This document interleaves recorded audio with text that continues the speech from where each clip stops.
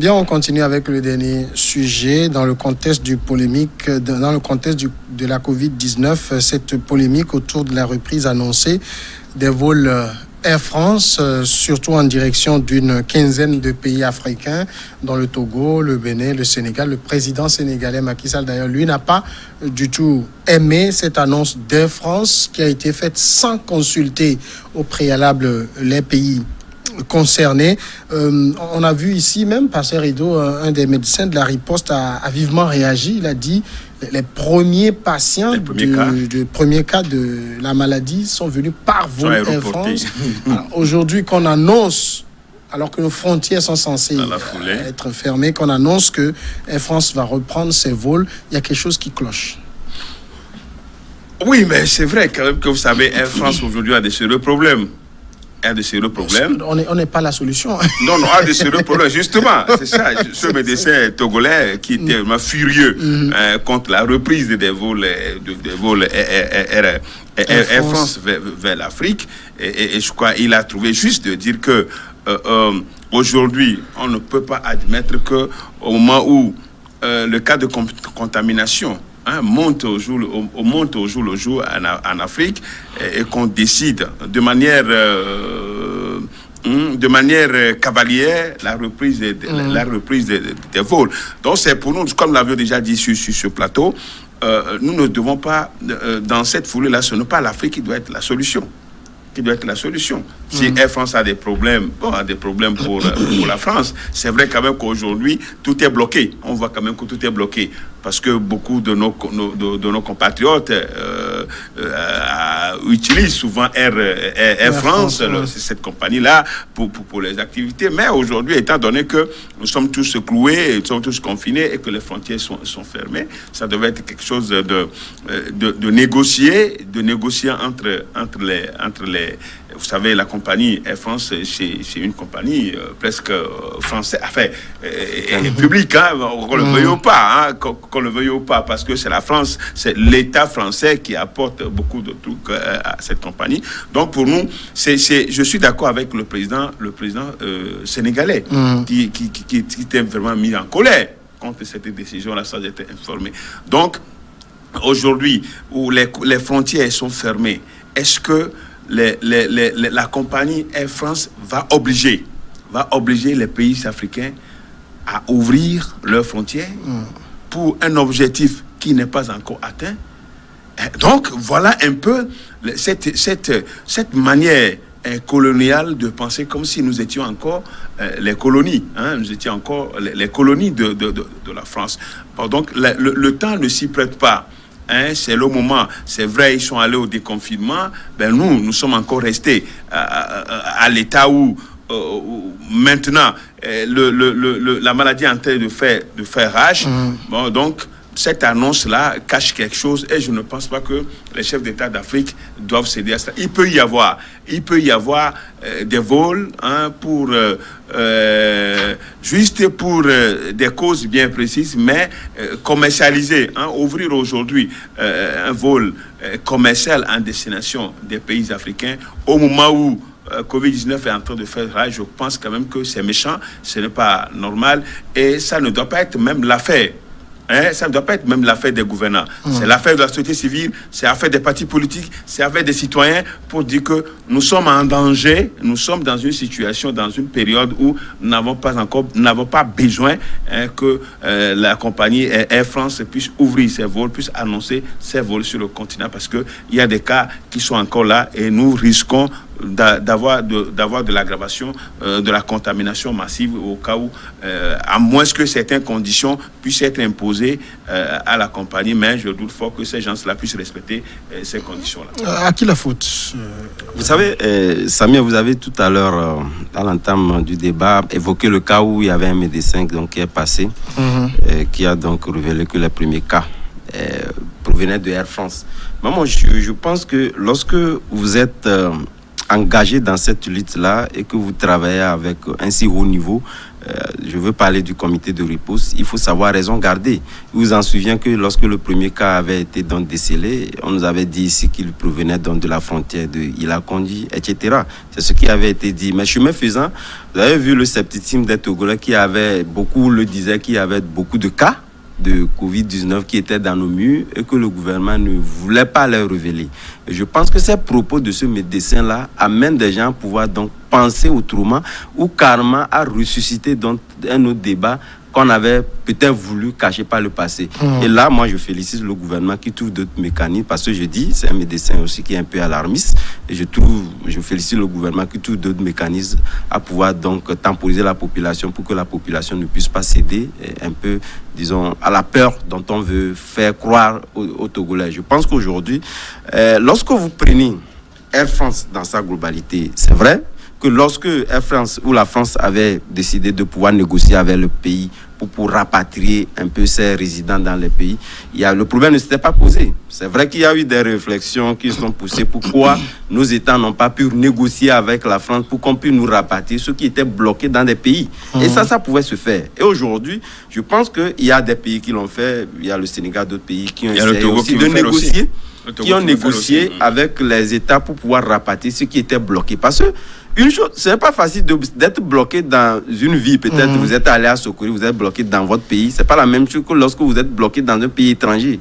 Ceux qui l'ont vécu savent de quoi il est question. Mais aujourd'hui, c'est vrai que le Togo a pris des dispositions pour pouvoir rapatrier ceux qui sont bloqués ailleurs.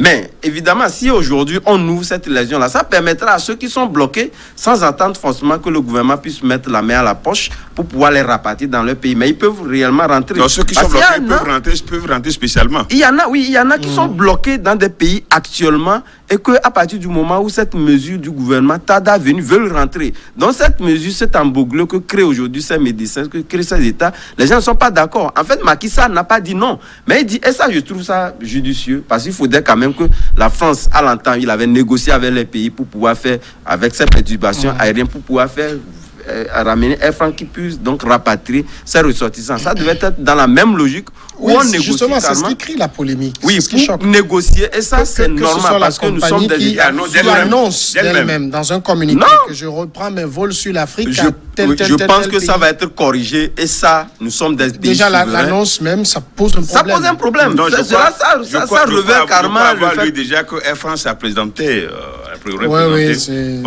Oui, ça pour réellement une polémique qui s'était créée entre-temps avec le fait de la convocation des chefs d'État du Sahel. Ils sont allés finalement. Ils sont allés, mais il a fallu quand même que... Même si on a retiré Emmanuel Macron, on a rectifié le titre. Il a pu polir un peu son discours pour les ramener. Sur d'autres passés, c'est diplomatique. Ils ne devaient pas faire, mais ils sont allés. Mais je pense que sur cet aspect, il faudrait réellement qu'on puisse... pouvoir modérer un peu le discours pour ne pas réellement amener la population à pouvoir céder à la peur. Et je pense que... Oui, mais ça dit quoi? Quand on dit que Air France reprend ses liaisons, parce qu'on n'a pas dit Air France va faire des vols spéciaux qui vont ramener les gens. On reprend ses liaisons. C'est les liaisons normales. Air France reprend ses liaisons normales. C'est pourquoi j'ai dit... Si aujourd'hui, si la France est dans un état de déconfinement parce que la France estime qu'ils ont pu maîtriser, elle a pu maîtriser, si ce n'était même pas le cas, elle n'a pas encore maîtrisé. C'est pourquoi j'ai dit ça ne veut pas dire que chez nous, nous l'avons déjà maîtrisé. C'est pourquoi je dis que cette disposition confronte avec, par exemple, nous, est-ce que vous pouvez sortir du Togo à partir du moment où on dit les frontières aériennes terrestres sont fermées? Vous ne pouvez pas. Donc si Air France estime que lui peut se déplacer, nous on est d'accord qu'on peut nous ramener ceux qui sont bloqués à l'extérieur, qu'on prenne des dispositions pour les mettre au 14e, etc. Mais si personne ne peut quitter le Togo pour voyager. Si lui-même il estime qu'il peut faire dans des vols de courtoisie, venir regarder comment nos aéroports sont, nos populations, il peut nous ramener ceux qui sont bloqués. Mais il n'y a aucune... Puisqu'on n'a pas encore ouvert... Les frontières ne sont pas ouvertes. Pour ceux qui sont bloqués, je crois quand même qu'il y a des négociations pour faire rentrer. Pour faire quand il rentrer veut ceux qui sont atterrir, bloqués. il Oui. demande l'autorisation d'atterrir. Même il y a D'atterrissage. une autorisation de survol du De territoire. survol Tout à du fait. territoire. Alors, s'il l'annonce, c'est qu'il est sûr qu'il va atterrir. Non, et non seulement ça, il faut quand même que le vol soit assuré puisque les billets s'achètent avant. C'est pas quand même à l'interne que les billets s'achètent. Donc il faut qu'il soit Mais est-ce sûr que- qu'il y a des passagers qui l'attendent. Mais Sans quoi il ne va pas effectuer le vol. Oui, Donc mais- je pense et que même- cette disposition, et- cette disposition est nulle d'effet parce que cela confronte à et même la plupart des gens ne sont pas encore prêts peut-être à voyager. Mais naturellement. Oui, mais en même temps, on oublie un fait, c'est que à partir du 15 juin, à partir de juillet, le gouvernement français a autorisé ses concitoyens à aller en vacances. Oui, bien sûr. Voilà. Est-ce que Air France peut violer l'espace l'espace Est-ce que vous pensez qu'on peut refuser l'atterrissage à Air France? Ah oui, on mais peut bien sûr refuser parce que même Samir, on peut bien sûr, on peut bien sûr lui refuser mais n'oubliez pas. Non, mais c'est Air France. N'oubliez On ne parle pas de Air de Royal Air Maroc. N'oubliez pas au même moment où Air France annonce la reprise de ses vols, regardez les compagnies africaines. Elles sont Kenyan, Ethiopia Airlines, Askai et autres. Tout est cloué. Samir, qui sont là. Sachez que nous sommes aussi en matière commerciale. Et on est indépendants. Et ça, oui, je suis d'accord. Je suis d'accord que nous sommes indépendants, nous sommes souverains, etc. Mais nous sommes en matière commerciale. Air France peut estimer qu'il y a des pays, évidemment, qui auraient bien voulu que ces vols puissent atterrir chez eux. C'est vrai qu'il y a des perturbations aériennes. Sur quelle base? C'est ce que je dis, parce que c'est en matière commerciale. Eux ont lancé. Bon, maintenant, il appartient au pays qui estime que, voilà, nous avons besoin de ces vols-là, de pouvoir se prononcer. Sans quoi, lorsqu'il n'y a pas de billets à acheter, bon, sur quel critère Air France peut se débarquer au bien quand il sait qu'il n'y a pas de passagers qui l'attendent. Voyez-vous, donc moi, je pense que on finit leur comédie de coronavirus. Vous savez, nous avons déjà atteint l'objectif. Non, il faut maintenant. Il y a plus aussi, j'y pense. COVID-19, je pense que cette question de. Est-ce que la sécurité même. Solidarité entre États, la sécurité même n'a plus marché. Parce que chacun a pris chacun géré pour lui. À l'interne. Si la France, lui, il estime que, voilà, nous rentrons dans une période normale, le Togo n'est pas encore dans une période normale, en quoi le Togo est obligé de pouvoir accepter. Donc, je pense que c'est un débat qui n'a pas forcément sa raison d'être parce que ça a besoin d'être parce que le Togo n'a pas ouvert des frontières, je ne sais pas sur quelle base. Parce qu'il y a des gens qui ont des autorisations spéciaux pour pouvoir sortir du Togo. Sans quoi, c'est vrai, c'est pourquoi je dis que ça, c'est une annonce commerciale. Donc, il appartient au pays qui estime que, voilà, nous sommes prêts à pouvoir accueillir Air France qui puisse donc rapatrier un certain nombre. Non, peut-être Air France a pensé que, bon, il faut annoncer. Et n'oubliez pas aussi, non, et puis ça aussi, les pays africains vont prendre. Ne perdons pas de vue, comme des paroles d'évangile. Ne perdons pas de vue le fait que l'OMS avait aussi estimé qu'il faudrait qu'on ait des couloirs pour permettre réellement à ces experts-là, entre guillemets, parce que... Non, ça existe, parce qu'on n'a pas fermé hermétiquement l'espace aérien. Il y a les vols charters qui arrivent. Les vols charters qui arrivent. Oui, les cargos aussi qui sont là. Mais quand même... Les fameux médecins cubains sont arrivés comment? Oui, oui. Bien aussi, ils sont arrivés aussi, ces fameux. Non, ils sont là, mais ça aussi, je pense que ce sont des rapports entre États. Et ça, c'est différent également. Mais je pense que c'est une annonce commerciale. Alors, et cette annonce-là, de toute façon, si vol Air France, il y aura des cas de contamination à bord. Ça, ne nous voilons pas la face. Pour tout le personnel, pour les passagers comme pour le personnel. Maintenant, quand ça vient ici, c'est la quatorzaine.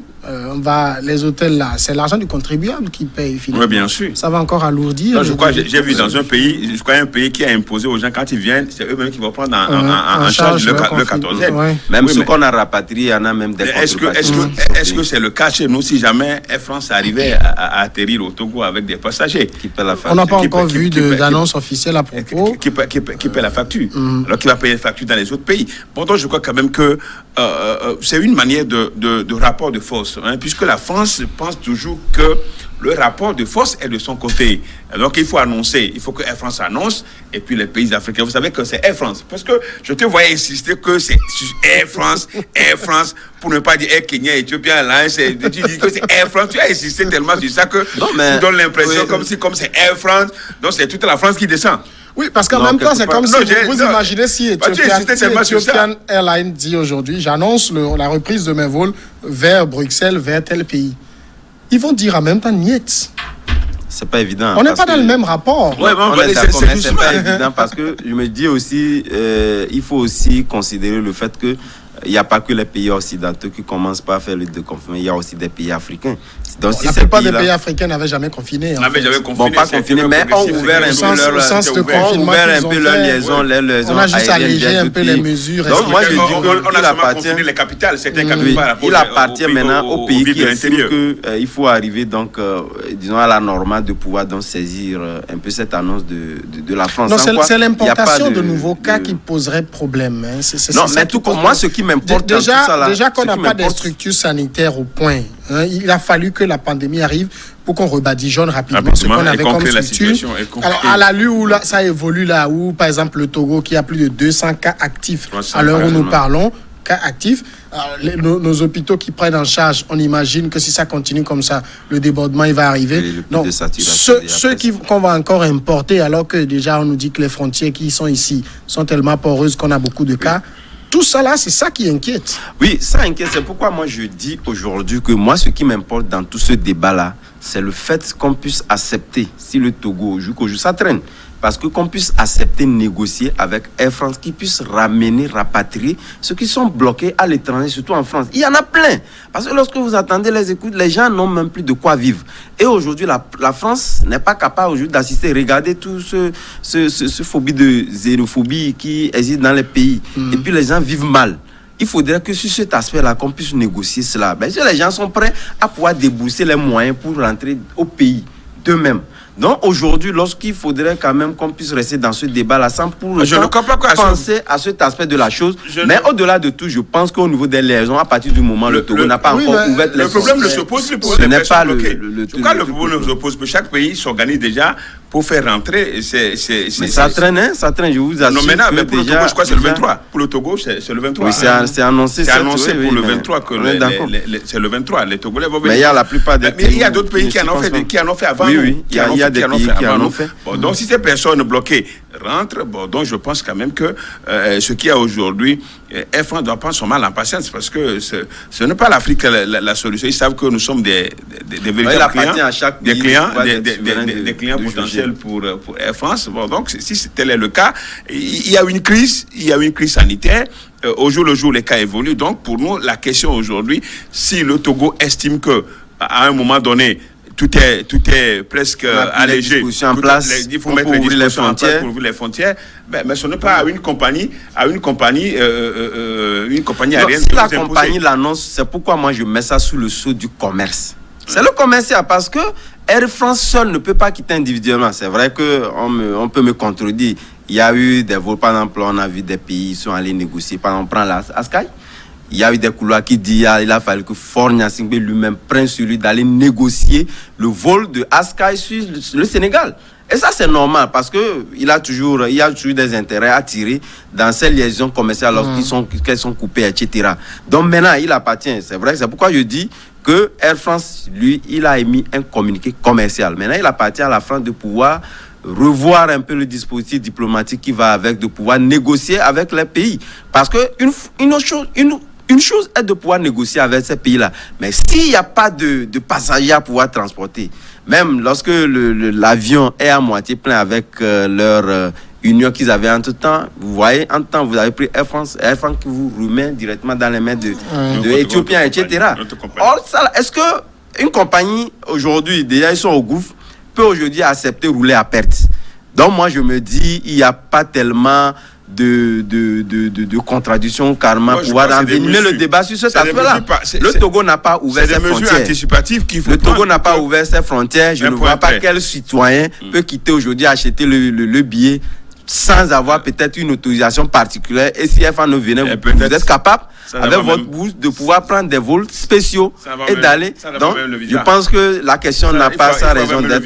Ça n'a même le visa. Ah, il y a ça également. D'ailleurs, même, il y a même des ambassades qui sont fermées. C'est vrai quand même. Mais il faut poser le débat on pose le débat pour dire que l'Afrique n'est pas quand même un continent où il faut quand même piétiner ses habitants. Donc c'est une question, ça c'est très important, il faut poser. Et je crois Air France a bien compris qu'il faut présenter des excuses. Ils ont tâté le terrain pour voir si le terrain... Non, c'est une information commerciale. Nous sommes en matière commerciale. Les gens veulent relever le commerce. Pour voir si...